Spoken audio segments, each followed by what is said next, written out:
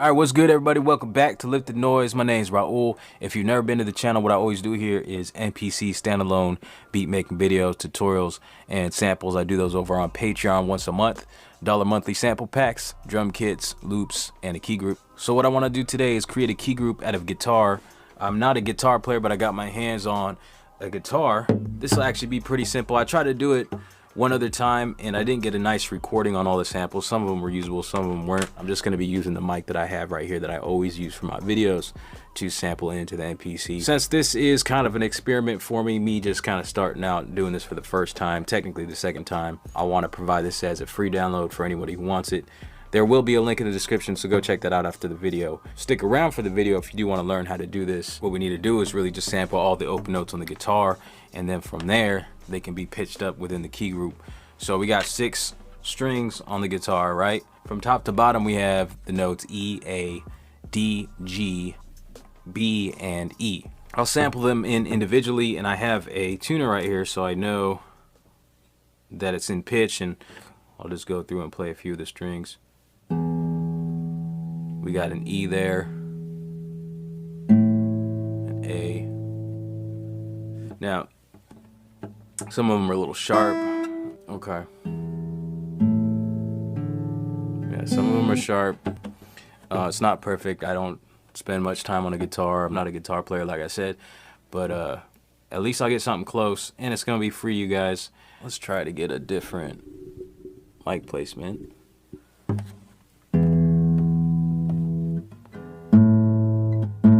What I was getting on some of the samples when I tried this initially was some like distortion, and I was a little closer that time. I think this is probably a little more suitable at this distance. See, there's a slight bit of distortion which ended up sounding nasty and unusable. Maybe just need to mess with the actual mic input level.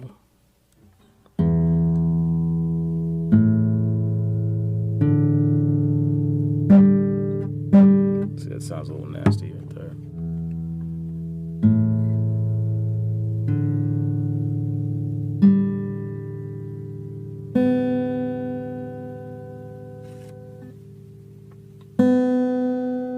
This B is really sharp.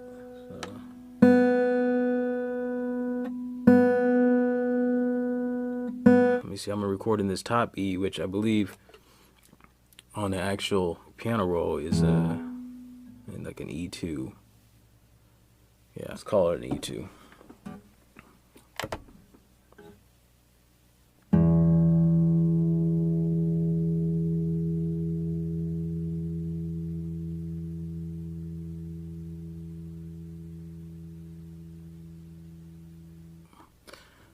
Really letting that ring out so I can get the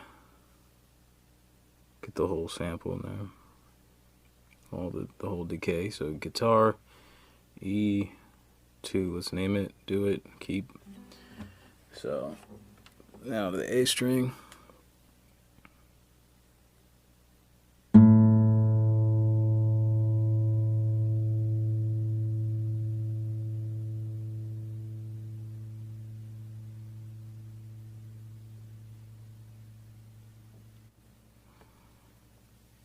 Alright, name that.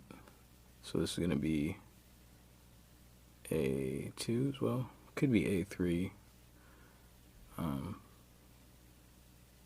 Yeah, I may need to rename these. On to the D string. So this will be, it's going to be D3.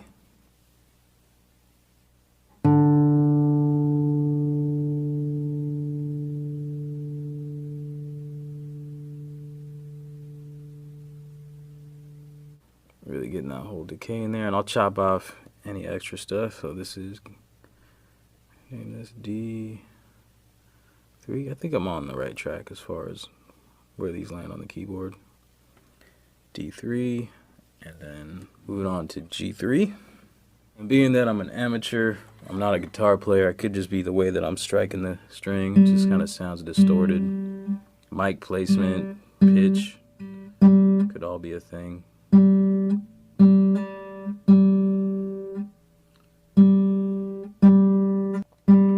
strike it a little softer. There we go. So G3. Now let's try it again.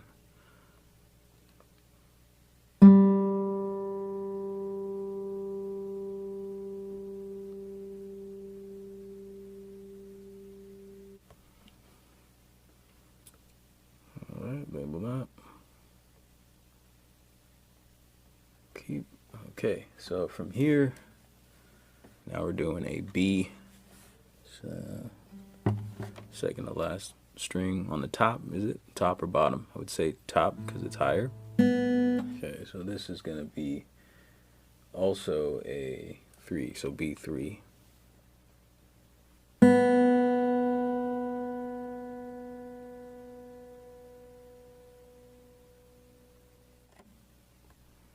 Okay, label that. This is B3. Keep. And then we're going to end. The last sample is E4. Good sound. No distortion.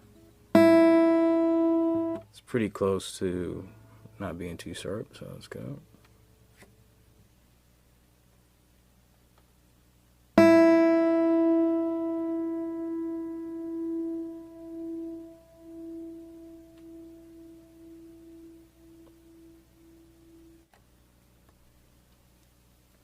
Label that. We've landed on E4. Do it. Keep. Alright. So I got all my samples recorded. Now, let this back up. I got all my samples recorded. So now what I'm left to do, I got to determine what pitch each one of those samples is. So in the sample edit, so I have all my samples labeled. This is A2, so I'm gonna go to the root note there and change it to A2, and just do this for every one of these. This is B3, D3, E2,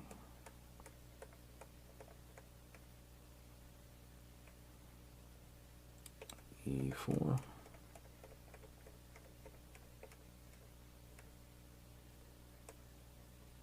G3, and there we go. So I've assigned all the root notes of the key. So the key, which every sample is determined, which is necessary. If you create your key group without assigning those, then it's going to be way off and it won't be accurate to, you know, the keys on a keyboard would be.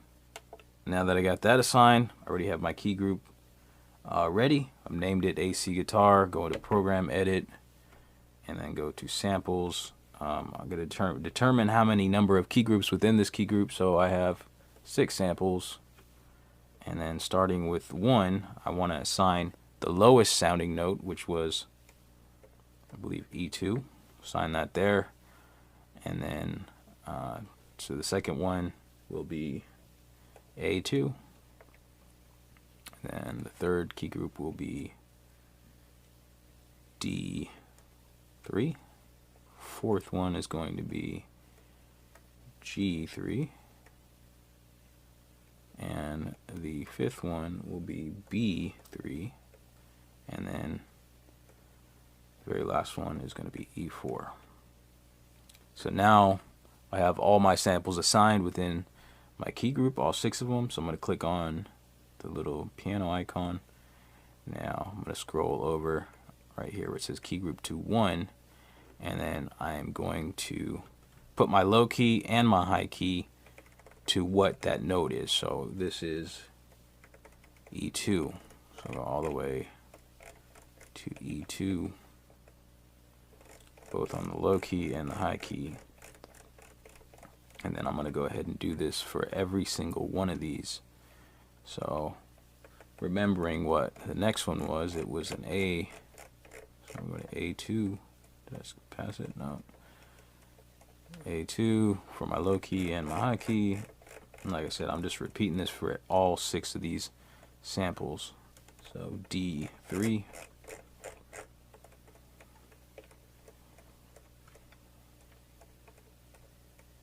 Oh, skipped it. So back D3, low key and high key, D3. Okay, 4. We have a G3.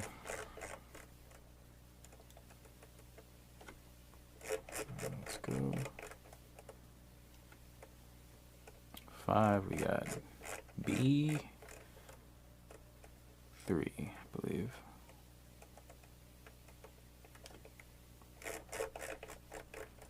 Alright, so now that we're on our last one, 6 key group, all the white keys will become white, as you see, because they're not now assigned to every, because initially when you drop each sample into key group, it's already automatically spread. So if you had one sample in your key group, it would be spread across the keys. And as long as you had determined what the root note is of the key, then it'll be accurately playable. But since we're working with multiples, we don't want that set up like that. We want to have each one of these only pitched up for a few different keys beyond what its root note is, so that it sounds better, right? Now all the samples are assigned to only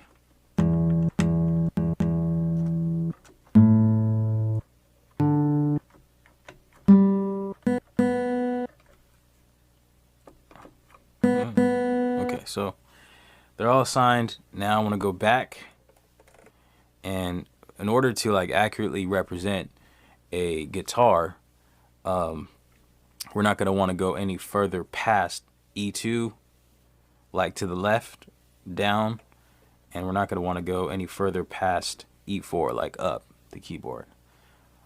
Just so it sounds, so it's accurate to the way it would be if you were playing it on an actual guitar. On a guitar, you don't have any notes up past, you know, the top E, or the low E, or whatever it is, however you say that. So we're going to program it in the keyboard so it is accurate to the way you would play on a guitar. You end up getting a key group that is kind of just on the center of your keyboard from E2 to E4. I'm over here at key group 1, so I'm just going to pitch it up a couple. Let's say 2, and so I'll go to key group 1, excuse me, key group 2, and then I'm going to pitch it down a couple and also up. So adjusting the low key and the high key just a couple of times, which is also known as a semitone. So each one of the keys is a semitone. I'm just going to keep doing this, and I'm nearly done here. So for each one, just a couple of keys. It's not stretching it too much, so it won't sound terrible.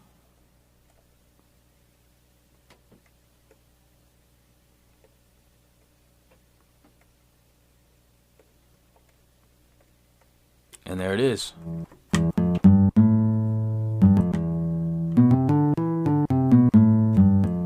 to play it over here.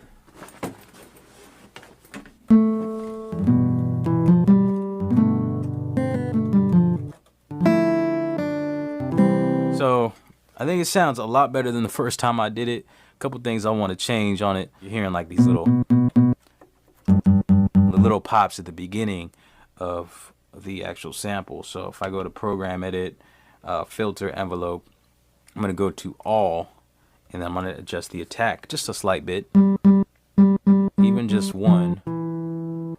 Kind of gets rid of that pop.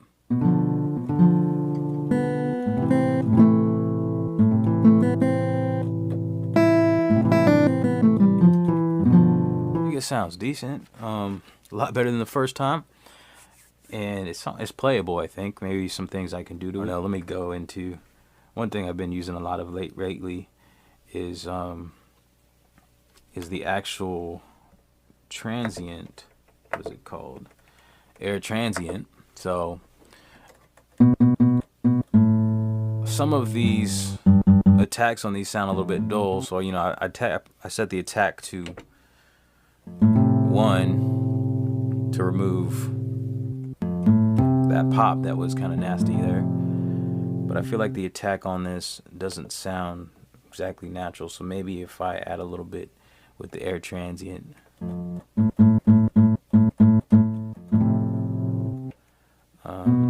Let's see.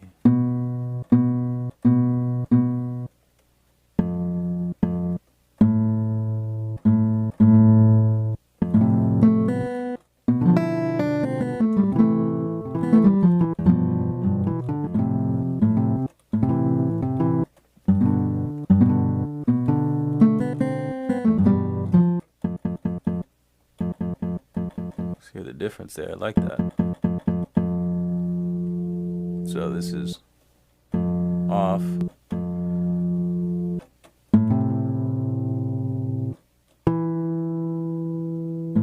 So I'll leave it like that, but I won't make it destructive. So it'll be on the insert.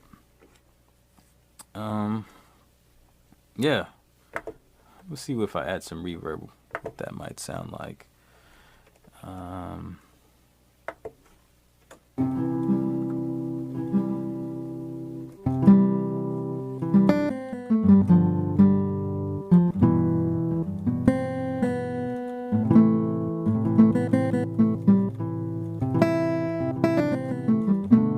Cool.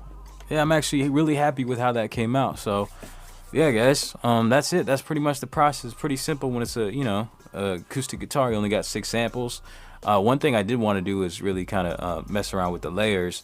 Maybe I'll try another time, resampling it again and getting a few variations of the same note and layering them and turning cycles on, or not necessarily. Well, I could do cycles, or I could do velocity layers. So maybe play like a really light, you know, pluck of a string, and then play a louder one and program that in. So, but this is free, guys. So if you guys want this key group that I just created, then go ahead and check the link in the description. It'll be a link to my Patreon page where I do monthly sample packs for $1, where I make a drum kit, a key group, and some loops. So Patreon it's just my efforts to get better at creating samples, doing sound design. So if you want to support the channel and you appreciate what I do, it's just $1 and you get that. And also, if you pay $1, if you sign up for $1, you get all the previous sample packs. So I appreciate everybody who's already supporting. I appreciate you guys.